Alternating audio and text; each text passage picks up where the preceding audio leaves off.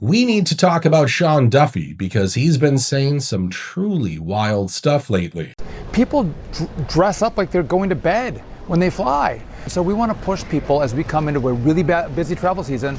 Help people out, be in a good mood, dress up, bring civility back to travel. He's out here saying all this at the same time when we're expecting record-breaking numbers of travelers crisscrossing the country. And according to him, if we all just dress better, suddenly air travel magically improves. Ourselves, not just our families, but we think about those who are around us, and we call our better angels. In a busy time, and again, the airports are going to be packed. TSA lines may be a little longer, and as you might not be able to find a seat as you're by your gate because of the number of flights that are going out or coming in. But I think we have to think about how do we do a better job.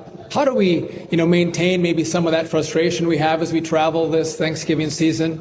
Maybe we should say please and thank you to our pilots and to our flight attendants. I think, again, I call this just maybe dressing with some respect. Whether it's a pair of jeans and a decent shirt, I would encourage people to maybe dress a little better, which encourages us to maybe behave a little better. Let's try not to wear slippers and pajamas as we come to the airport. I think that's positive. If we can help someone as we're getting on the aircraft that might need some help putting their bag in the overhead bin, and you're a little stronger, a little buffer, you've been lifting, stand up and, offer to grab that bag and put it up for someone who's having a more difficult time. Common courtesy and civility, I think, is going to work well. And I'd ask you to please be patient with our TSA and our gate agents. And again, they're working their hearts out to make sure that this is the best experience possible for you and the safest experience possible for you. And again, a little gratitude goes a long way. And if we all do that, I think we're going to have a far better travel season. And by the way, we're going to get to our families on Thanksgiving with a lot better attitude. Now look, I'll get behind anyone who wants to dress up, but that's on them to decide. And I'll admit, I'm all for civility on flights. I'm also sick of lunatics screaming, fighting, and turning every plane into a viral meltdown circus. Yeah, search him out, little boy. Yeah, that's right. Yeah, little boy. Yeah, that's right, little boy. Yeah, like I won't smack you right here. No, yeah. Watch your mouth. Little man. Little man. Yeah, little man. You're a little man. You're little. You're a little man. You're a little man. That's what you are. That's what I am. I'm fine until he started talking. But I do want to ask Sean something. Would it matter if someone is wearing pajamas if the plane collides with a military helicopter? Can you guarantee to Americans that travel is going to go back to normal once the government... That travel is? Oh, yeah. It'll go better than normal. You know why? When the government reopens. Yeah, sure. It'll be much better than normal because we're buying the most sophisticated avionics and, technology for our control towers. And we didn't have that. We had a guy named Buttigieg.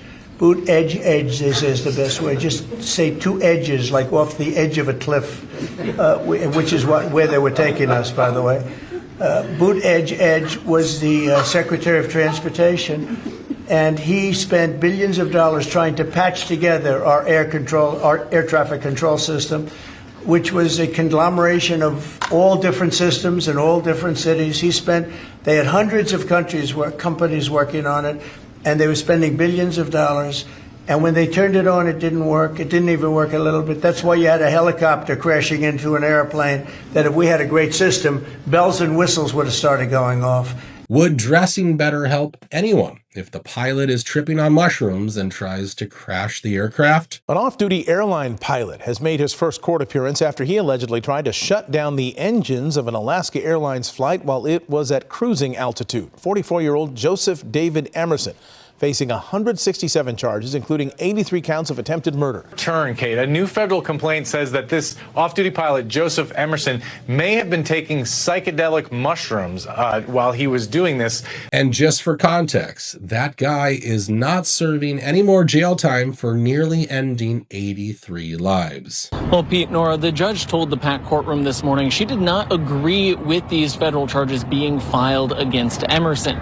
She said him losing his flight credentials credentials and the sentencing that he received from the county should be punishment enough. So if you seriously want to improve air travel, well, start by making sure passengers aren't in any danger. We can worry later on about what the guy in seat 14B is wearing. Now, this next story is pretty wild and wacky. Reports are floating around that the president is finally about to reveal something big about UAPs. And surprise, surprise, this story comes from Dan Farah, the same guy who made a documentary about UAPs. That the Trump administration and his first administration contemplated going public with the base facts that he had learned, which are the simple base fact that we're not alone in the universe. And he was contemplating stepping to the microphone during his first administration to say that. Following the release of this movie, the president will have a much more comfortable set of circumstances to do that, to step to the mic and tell the world we're not alone. I think this film sets the stage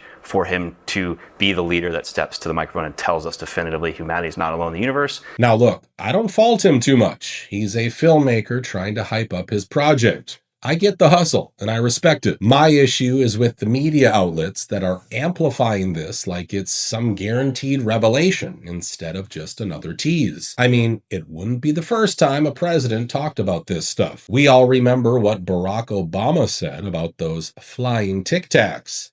There's footage and records of objects in the skies that we don't know exactly what they are. We can't explain how they moved, their trajectory. And thanks to Marco Rubio, we also know presidents are usually kept out of the loop on the real classified details. We already know there's weird stuff flying around up there. And every once in a while, we get another weird video like this. So we all just got woken up to some disturbing sound all through the whole area. I just called 911 and they said they've gotten like over 50 calls about it.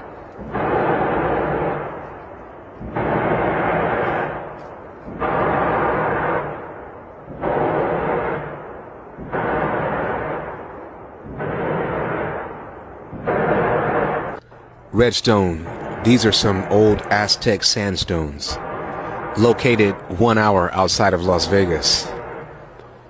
What are the ancestors saying? Or maybe what's built underneath these old dunes? But just admitting something strange is happening doesn't cut it. We don't need vague hints, we need actual disclosure. And I don't see that happening, because whenever they wave the banner of national security interests, this administration, like every administration before it, suddenly goes dead silent. I mean, we all saw how they buried that drone story after President Trump entered office, even though he himself had suggested something unusual was going on. The government knows what is happening. Look, our military knows where they took off from. If it's a garage, they can go right into that garage. They know where it came from and where it went. And for some reason, they don't want to comment. And I think they'd be better off saying what it is. Our military knows and our president knows. From President Trump directly, an update on the New Jersey drones.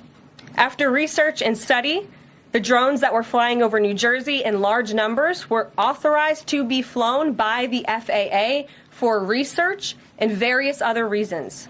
Many of these drones were also hobbyists, recreational, and private individuals that enjoy flying drones. In time, it got worse due to curiosity. This was not the enemy.